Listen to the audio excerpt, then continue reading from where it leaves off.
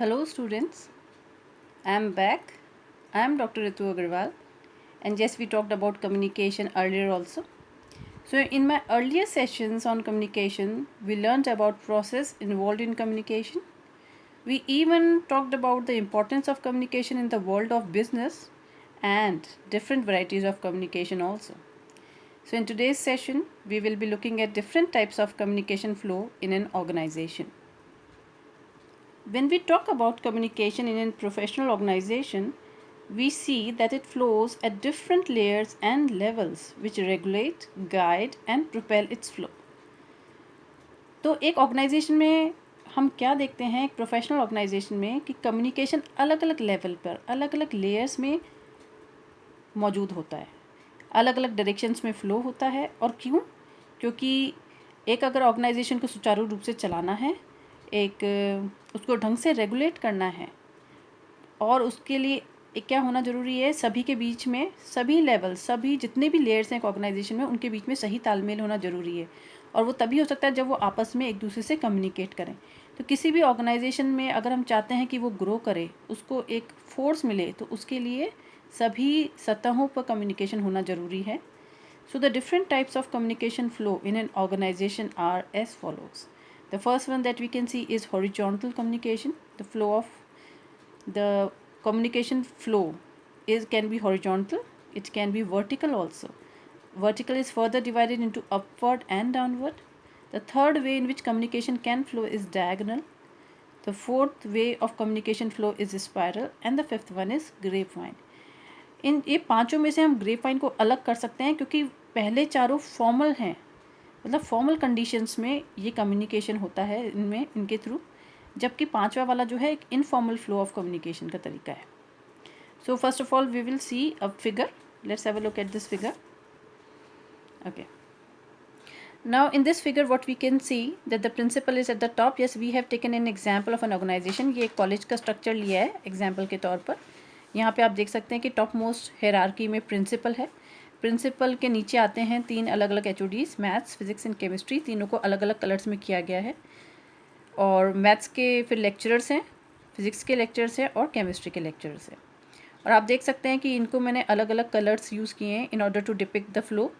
अगर purple colour का इस्तेमाल किया है हॉरिजॉन्टल फ्लो ऑफ कम्युनिकेशन को दिखाने के लिए, लाइट ब्लू कलर का इस्तेमाल किया गया है वर्टिकल फ्लो ऑफ कम्युनिकेशन को दिखाने के लिए, एंड ग्रे कलर का इस्तेमाल किया गया है डायगोनल फ्लो ऑफ कम्युनिकेशन को दिखाने के लिए. So we will begin with the horizontal flow of communication. So the information flow in an organization can be seen with the help of this figure, which shows the communication flow that streams in various directions within an organization. तो इस figure से हमें ये समझने को मिलता है कि एक ऑर्गेनाइजेशन में ही कम्युनिकेशन कितने अलग अलग डायरेक्शंस में फ़्लो करता है. कम्युनिकेशन में फ़्लो हॉरिजॉन्टली. अब हॉरिजॉन्टली से हमें क्या मतलब है? That is among people of the same rank in an organization. मतलब एक ही ऑर्गेनाइजेशन में जो सेम रैंक, सेम पोजीशन के लोग हैं, उनके बीच में अगर किसी तरह का कम्युनिकेशन होता है तो उसे हम बोलते हैं horizontal flow of communication. And why we need horizontal flow of communication? For better coordination among various departments and for effective decision making purposes. इससे सभी डिपार्टमेंट सुचारू रूप से चल पाएंगे और अच्छे तरीके से डिसीजंस लिए जा सकेंगे. For example, the discussion held between the HOD of maths and the HOD of physics, maybe for any reason, is a perfect example of horizontal communication. तो आपको दिख रहा है कि HOD मैथ्स, HOD फिजिक्स, इनके बीच में पर्पल लाइंस बनाई हुई हैं. तो इन दो HODs के बीच में जो भी कम्युनिकेशन फ्लो होगा वो हॉरिजॉन्टल होगा. Similarly we can see lecture 1 and lecture 2 of maths which is in yellow colour. तो इन दो लेक्चर्स के बीच में जो कम्युनिकेशन होगा, even that is an example of horizontal communication. And if lecturer 2 of maths communicates with the lecturer 1 of physics, you can see this thing very clearly कि अगर maths का लेक्चरर फिजिक्स के lecture से communicate करता है, even that will be N example of horizontal communication, because this is happening between the people of the same rank. Now let's talk about the vertical communication. However, when the HOD of physics imparts certain instructions to the lecturers of his own department for any purpose, it will be downward communication. Downward communication जो कि vertical communication का part है, vertical flow of communication का. तो downward का मतलब होता है नीचे की तरफ, और नीचे की तरफ मतलब ये कहाँ से कहाँ तक होगा, information will move from the higher authority to its subordinates. यहाँ पे हायर अथॉरिटी है HOD फिजिक्स, उसके सबऑर्डिनेट्स कौन है, लेक्चरर। तो अगर कोई इन्फॉर्मेशन HOD से लेक्चरर की तरफ फ्लो होगी तो उसको हम बोलेंगे downward flow of communication. Similarly अगर यही लेक्चरर्स वापस से अपने HOD को रिपोर्ट करते हैं किसी भी चीज़ पर, तो वो कहलाएगा अपवर्ड फ्लो ऑफ कम्युनिकेशन। और ये हमें कहाँ कहाँ दिख रहा है, like HOD physics and lecturers of the same department, HOD maths and the lecturers of maths department, and similarly we can see the same light blue color arrows at the top also, where principal, अगर principal कोई भी तरह के instructions देता है HODs और lecturers को और वो कोई रिपोर्ट बना के वापस से प्रिंसिपल को प्रस्तुत करते हैं, तो ये सभी कम्युनिकेशन फ्लो किस में कहलाएगा, वर्टिकल फॉर्म ऑफ कम्युनिकेशन में। तो हमने देखा कि हॉरिजॉन्टल तो फ्लो होता है between the people of the same rank, जबकि वर्टिकल कम्युनिकेशन फ्लो होता है from higher authorities to the subordinates and vice versa. Vice versa means या तो हायर अथॉरिटीज़ से लोअर अथॉरिटीज़ की तरफ और from lower authorities to higher authorities की तरफ। Now let's have a look at the third type of communication, that is the diagonal. So sometimes, however, communication flows between persons who belong to different levels of hierarchy and who have no direct reporting relationships. कहने का मतलब है कई बार communication flow ऐसे लोग के बीच में भी होता है जिनके hierarchy level में तो difference है ही है, साथ के साथ उनके बीच में direct reporting का कोई relationship नहीं है, मतलब वो एक दूसरे को direct report नहीं करते हैं। This is used generally to quicken the information flow, improve understanding and coordinate efforts for the achievement of organizational objectives. और ये क्यों ज़रूरी है, हमारे लिए diagonal communication क्यों ज़रूरी है, इससे क्या होता है कि समय बचता है और जो जानकारी चाहिए वो तुरंत टाइम पे पहुंच जाती है और इससे एक तरीके का विश्वास भी पैदा होता है। So such a movement of an information flow is termed as diagonal or crosswise communication. इस तरह के कम्युनिकेशन को diagonal या crosswise communication कहते हैं। इसका एग्जाम्पल हम यहाँ देख सकते हैं कि किस तरीके से लेक्चरर 2 जो है मैथ्स का, वो कोई कम्युनिकेशन किसी तरीके का कोई चीज़ HOD फिजिक्स के साथ कर रहा है। So this type of communication flow where lecturer 2 is reporting something to HOD physics, so this is an example of diagonal communication. Another example that we can see in the figure is HOD chemistry giving certain directions to lecturer 2 of physics.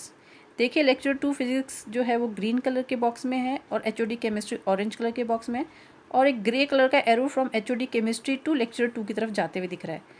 कहने का मतलब है कि ये जो हैं HOD chemistry and lecturer of physics, ये ना तो डायरेक्ट रिपोर्टिंग में आते हैं, ना तो लेक्चरर 2 केमिस्ट्री वाले HOD को रिपोर्ट करता है, ना ही ये सेम डिपार्टमेंट के हैं और उनकी हायरार्की भी डिफरेंट है। लेकिन यहाँ पे ज़रूरी होता है इस तरह का कम्युनिकेशन। सोचिए अगर HOD केमिस्ट्री को किसी तरीके का डेटा चाहिए, पहले वो HOD फिजिक्स को बोले, फिर HOD फिजिक्स लेक्चरर को बोले, फिर लेक्चरर वापस से HOD फिजिक्स को दे डेटा, फिर वो वहाँ जाए, तो ये टाइम टेकिंग प्रोसेस है। इसमें सीधे ही एक दूसरे से कम्युनिकेट करके टाइम बचा लिया जाता है और काम भी हो जाता है अच्छे से। Okay, now let's come to the fourth type of communication flow, that is spiral. So if the management circulates a copy of new examination scheme or health scheme among all the employees, it will be called spiral communication in the organization. So spiral communication बहुत ही आसान है।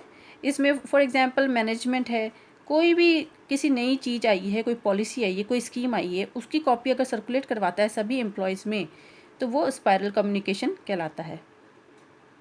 And now the last, because ये चारों हमने जो discuss किए ये formal flow थे।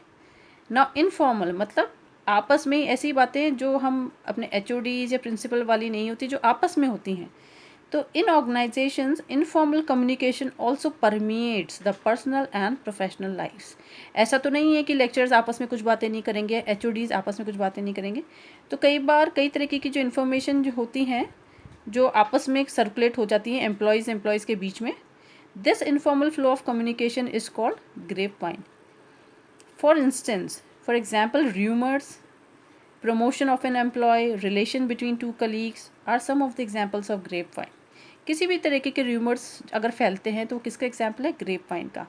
And why it is called grapevine, अंगूरों का गुच्छे की तरह क्यों कहा गया, क्योंकि ये 1 से 2 से 3 से 4 इस तरीके से फैलता है. And it flows in all directions, ये सभी डायरेक्शंस में जाता है. Now grapevine may create both negative and positive impact on the environment within an organization.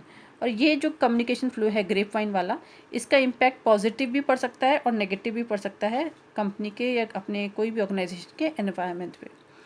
तो आज हमने देखा what we saw today is how communication flows in different directions in the same organization. एक ही organization में हमें सभी तरीके के कम्युनिकेशन फ्लो दिखते हैं कि वो ऊपर नीचे भी ऊपर जा रहे हैं, नीचे जा रहे हैं, आपस में हो रहे हैं, स्पाइरल हो रहे हैं या फिर grapevine. So I hope ये आपको ईजी रहा होगा and it was easy for you to understand.